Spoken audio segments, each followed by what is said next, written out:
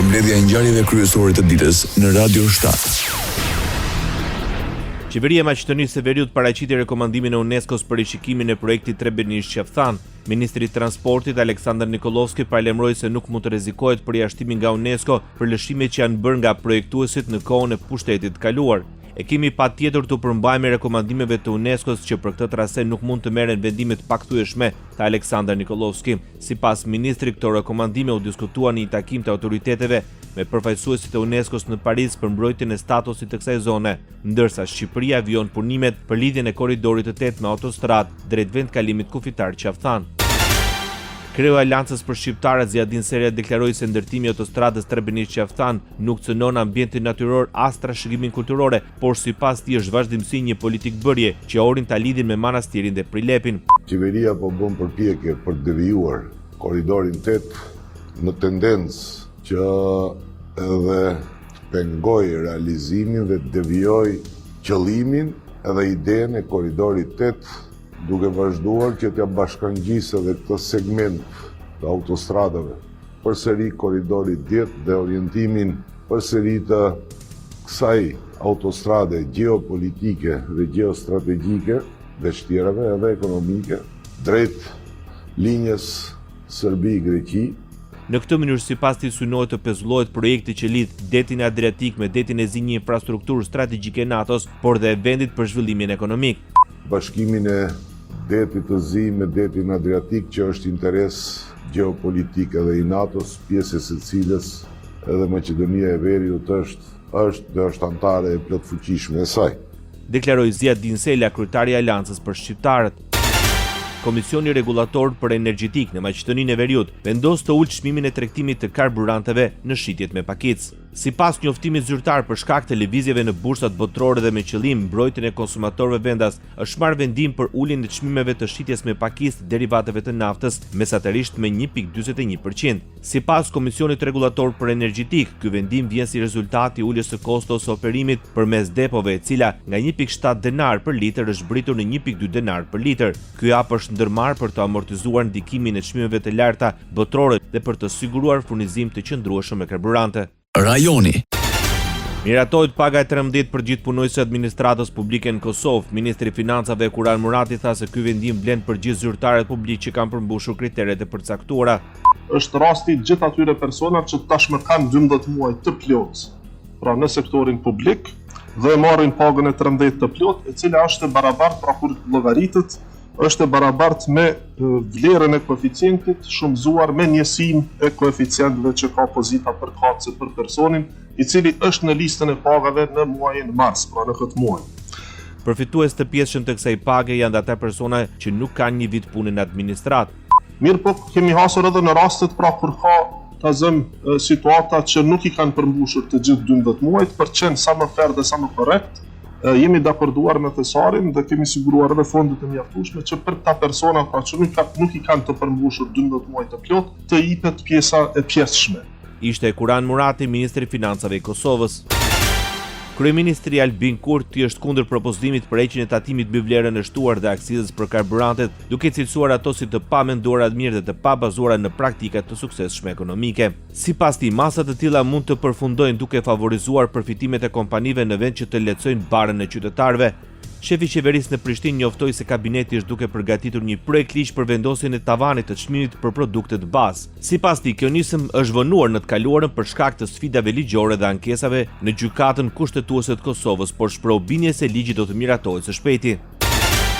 Sekretari Amerikan i Shtetit paralajmëroi rihapjen e ngushticës së Hormuzit në një mënyrë ose në një tjetër. Marco Rubio deklaroi se rihapja do të bëhet me pëlqimin e Iranit ose përmes një aleance ushtarake ndërkombëtare që përfshin Shtetet e Bashkuara. Qëllimet tona në Iran janë të qarta dhe ne do t'i arrijmë ato brenda javësh, jo muajsh. Nëse Irani zgjedh të mbyllë ngushticën e Hormuzit pasi të përfundojë operacionin ushtarak, ai do të përballet me pasoja të rënda, paralajmëroi sekretari Amerikan i Shtetit. Sipas tij, Shtetet e Bashkuara preferojnë të zgjidhin mosmarrëveshjet e tyre me Iranin në mënyrë paqësore, por duhet të jenë të përgatitura për mundësinë që këto përpjekje të dështojnë. Radio 7, zëri pozitiv i qytetit.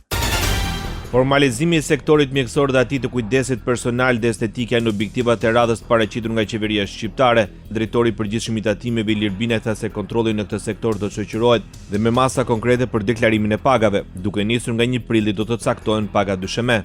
Në sektorin e shërbimeve mjekësore dhe kujdesit personal është bërë analiza e pagave për rreth 10.000 tatimpagues dhe për rreth 45.000 të punësuar, duke përcaktuar pagat indikative. Në datën 1 prill do të publikohet lista e pagave indikative për këtë sektor, e cila do të pasohet nga njoftime pop-up për të gjithë tatimpaguesit dhe më pas me kontrolle për ata tatimpagues që nuk reflektojnë. Opozita shqiptare akuzoi qeverinë për mungesë transparence mbi parkun virtual teknologjik Durana. Në një deklaratë për media, deputeti i Partisë Demokratike në Bozdo denoncoi se mazhoranca nuk ka bërë asnjë reagim lidhur me kërkesën e tyre për të marrë informacion. Kërkesa kishte lidhje me emrat e kompanive, pronarët e tyre dhe sa para këto kompani kanë përfituar nga lehtësirat fiskale.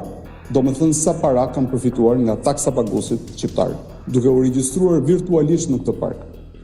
Për shkak se nuk mora përgjigje nga ministria, e rikërkova këtë informacion përsëri me shkrim në fillim të muajit mars. Dhënia e këtij informacioni është e detyrueshme brenda 15 ditësh, ndërsa po bëhen tashmë afro 3 muaj dhe ky informacion nuk jepet fillimisht. Deputeti demokrat deklaroi se shumica në pushtet po tenton që të kalojë një projekt ligj të dytë, ku në amendimet e paraqitura parashikohet faza virtuale e funksionimit të parkut duke e sankcionuar këtë koncept në ligj. Kjo sipas tij do të thotë se deri më tani koncepti i virtualitetit ka qenë i palishëm dhe për këtë arsye lehtësitë fiskale të marra nga kompanitë janë të palishme. Dhënia e lehtësive fiskale për një regjim virtual është një praktikë që Bashkimi Evropian e ndalon, madje e lufton ndërmjet standardit BIPS të OECD-s. Ky standard është i detyrueshëm për zbatim edhe për Shqipërinë. Ky standard kupton pikërisht atë që qeveria po përgatitet miratojë. Dhënien e lehtësive fiskale që për kompanitë që operojnë virtualisht. Qeveria shqiptare vendos të ulë aksizën e naftës nëse çmimi rritet mbi 220 lekë për litër. Në një konferencë për shtyp ministri i financave Petrit Malaj tha se ulja aksizës prej 8 lekësh do të llogaritet nga vetë bordi i transparencës në momentin që çmimi kalon 220 lekë për litër. Në këtë çast, sipas tij, çmimi i reduktuar i tregtimit me pakicë zbret automatikisht në 213 lekë. Kjo do të bëhet në baza ditore, do të monitorohet në baza ditore. Në ato momente kur çmimi kalon mbi 220 lekë, do të kemi një reduktim të çmimit me pakicë me 8 lekë. Në ato momente kur çmimi do të jetë nën 220 lekë, do të jetë çmimi që ka përcaktuar bordi. Ishte ministri i financave Petrit Malaj. Deputeti e Partisë së Lirisë, Erisa Xhixha, shkroi në rrjetet sociale se rritja e çmimit të naftës deri në 218 lekë për litër nuk mund të justifikohet vetëm me faktorë të jashtëm si lufta, por sipas saj është pasojë e mungesës së përgjegjësisë nga ana e qeverisë. Sipas Erisa Xhixhës, çmimet e ushqimeve janë rritur deri në 50% në një periudhë të shkurtër duke rënduar më tej situatën ekonomike. Për deputetën e opozitës, zgjidhja është vetëm ulja e taksave që do të ulë çmimin e naftës dhe rrjedhimisht dhe të mallrave dhe shërbimeve. Sport. Kombëtarja shqiptare e Kosovës është gati për përballje me Turqinë. Kosova i ka të gjithë lojtarët në stërvitje, kësaj nuk pret ndonjë mungesë në momentet e fundit. Në një konferencë për mediat parandeshjes ndaj Turqisë, sulmuesi i Kosovës Vedat Muriqi u shpreh optimist. Besoj fuqishëm në fitore, nëse bashkohemi me tifosët tonë, me gjithë ju që jemi këtu, edhe shpresoj të arrijmë suksesin dhe pastaj të festojmë bashkë në shesh. Besoj që edhe pse jemi lojtarë të ri, kemi kalu, domethënë kemi luajtur shumë vjeshe të mëdha si ajo në Azerbajxhanin, play-offi me Islandën, kështu që pak a shumë kemi eksperiencë në këto lojra. Futbollisti i kombëtarës shqiptare të Kosovës Fisnik Aslani thotë se janë gati të japin më të mirën për të poshtur Turqinë në finalen e play-offit. Sipas tij, triumfi i fundit në Slovaki u ka arritur vetbesimin e lojtarëve dhe janë të gatshëm ta dëshmojnë. Besoj që fitoria na ka dhënë shumë vetbesim. Kështu që të martën kundër Turqisë, shpresoj që kena me bu një lojë shumë mirë, kena me marrë këtë tifosët nga të vetit edhe shpresojmë që fitojmë lojën e shkojna në kupë botrorit. Portieri i Sassuolos Arjanit Murić, mbrojtësi i portës së Kosovës, premton se do të bëjë gjithçka për të mposhtur Turqinë.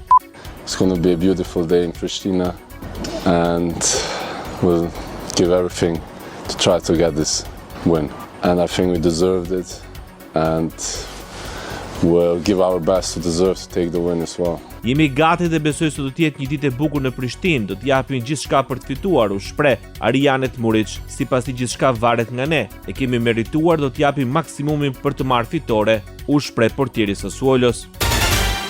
Trajneri i Kosovës Franco Foda e konsideroi finalen ndaj Turqisë një ngjarje shumë të rëndësishme dhe se mundësitë janë të barabarta. Ai vlerësoi cilësinë e ekipit turk duke përmendur lojtarë si Yildiz, Guler dhe Kalhanoglu, por theksoi se Kosova është e përgatitur për çdo skenar, përfshirë kohën shtesë dhe penalltit. Ekipi i Turqisë është shumë i fortë edhe në aspektin e lojtarëve individual. Janë kualitativ dhe ne jemi të mirë. Jemi në finale me plot merit. Gjasat janë 50-50. Ne do të bëjmë gjithçka për të fituar, tha trajneri i Kosovës Franco Foda. Trajneri kombëtar së Turqisë Vincenzo Montella nga Prishtina paralajmëroi se përballje me Kosovën është një finale dhe të gjithë ndjejnë presionin.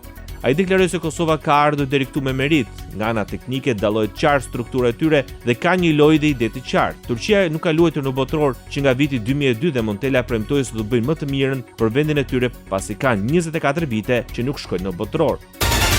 Kombëtara shqiptare e Kosovës sot do të përballet në orën 20:45 në stadiumin Fadil Vokri në Prishtinë me kombëtarin e Turqisë. Fituesja do të sigurojë biletën që dërgon në kampionatin botror 2026. Kosova dhe Turqia janë përballur 3 herë në të kaluarën me një bilans që anon dukshëm në favor të Turqisë. Në këto 3 ndeshje Kosova ka shënuar vetëm 2 gola, ndërsa ka posuar 12 duke reflektuar diferencën më të madhe në atë periudhë. Megjithatë, këto përballje përkas një kohe kur Kosova kishte nisur rrugtimin e saj në arenën ndërkombëtare. Ndoqët edicionin informativ të lajmeve në Radio 7, zëri pozitiv i qytetit.